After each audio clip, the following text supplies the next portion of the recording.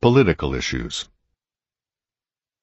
If you took all the deception and fraud out of politics, there might not be a lot left. Nor is this peculiar to our own country or our time. Back in 18th century England, Adam Smith referred to that insidious and crafty animal, vulgarly called a statesman or politician, whose counsels are directed by the momentary fluctuations of affairs.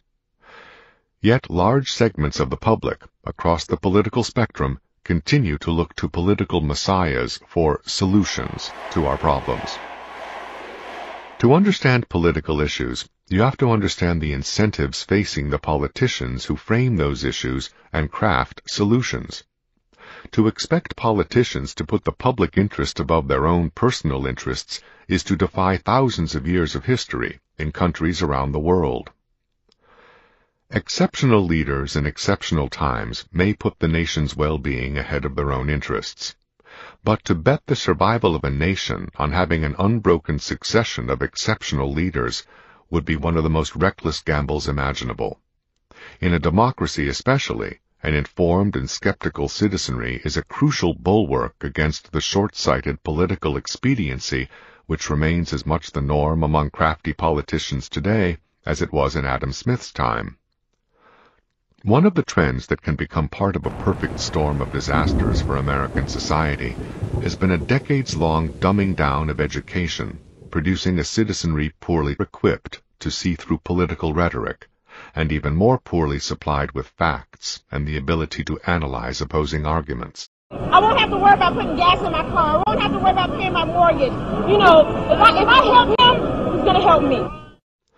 Thousands of students graduate each year from even the most prestigious schools and colleges in the country, with no real knowledge of history and no real analytical skills at dissecting opposing views. It was once the proud boast of educators that we are here to teach you how to think, not what to think. But today, all too many educators see the classroom as a golden opportunity for them to indoctrinate a captive audience. The specifics of their indoctrination are not the biggest problem.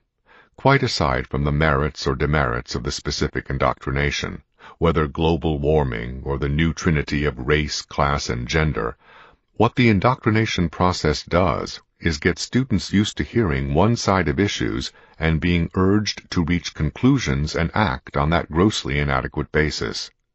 Such an education sets them up to become victims of the next skilled demagogue who comes along, and who knows what kinds of rhetoric will get them to respond as automatically as Pavlov's dog. Too often voting is conceived as some sort of expressive outlet for the voters, rather than as a solemn responsibility to pick the best people to lead the country. The emphasis is on getting as high a voter turnout as possible, even if that means pulling into the process people who have only the most meager knowledge or interest in the issues at hand. Who is Joe Biden? Joe Biden, I heard his name. Joe Biden doesn't ring a bell. Who is Joe Biden?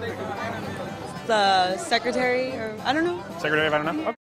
Such people cannot preserve freedom, or perhaps even survival, in the face of politicians looking out solely for their advantages of the moment. Not all political leaders are like that, of course.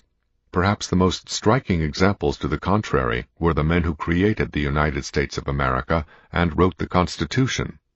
But it is well worth noting that most of these men were not career politicians. They had very different careers that they put aside in order to serve in extraordinary and historic times. We cannot wait for another such remarkable set of leaders and circumstances to come along again, for a whole society can be destroyed from within or without long before there is such an assemblage of leaders again. When Benjamin Franklin was asked what the Constitutional Convention was producing, he replied, "A republic, madam, if you can keep it." Those who wrote the Constitution of the United States understood that a self-governing society was an experiment, and one that was not guaranteed against failure.